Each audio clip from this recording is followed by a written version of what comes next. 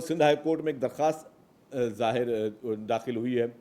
उस दरख्वास्त में कुछ चिंची रक्षा एसोसिएशंस ने दरख्वास्त दायर की है और उन्हें 15 अप्रैल को एक कमिश्नर साहब ने एक नोटिफिकेशन निकाला था जिसमें शहर भर में 11 बड़ी शाराएँ थीं, जिसमें चिंची रिक्शाओं को उसमें हमने बैन किया था। और नोटिफिकेशन जो है वो 1965 का एक मोटर व्हीकल ऑर्डिनेंस है, उसके तहत जारी किया गया था।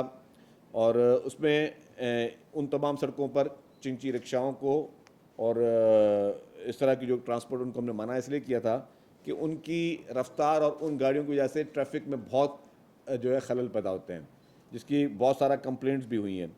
हुकूमत सिंध की जानिब से ट्रांसपोर्ट मास ट्रांजिट डिपार्टमेंट और ट्रैफिक पुलिस के मुश्तरका कोशिशों के बाद हमने कुछ एरियाज़ में जो है वो चिंची रिक्शा बंद भी की थी। अब वो हाई कोर्ट में गए हैं, तो हमारा जो मौक़िफ़ है वो बिल्कुल क्लियर है कि इंतज़ामी मामलात जो हैं वो हुकूमत सिंध का इख्तियार है कि इंतज़ामी मामलात के लिए जो है वो जो इक़दाम उठाए, उसमें हमने पूरे शहर पे पाबंदी नहीं लगाई। फ़िलहाल जो 11 मेन शाहराह हैं उस पर हमने पाबंदी लगाई है।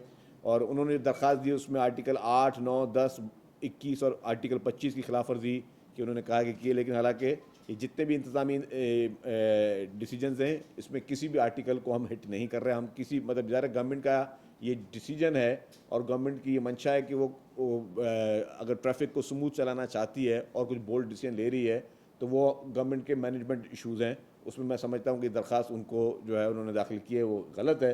तो इसको हुकूमत सिंध मुकम्मल तौर पर उसको प्लीट करेगी। जो सबसे तीसरा मैं इशू कह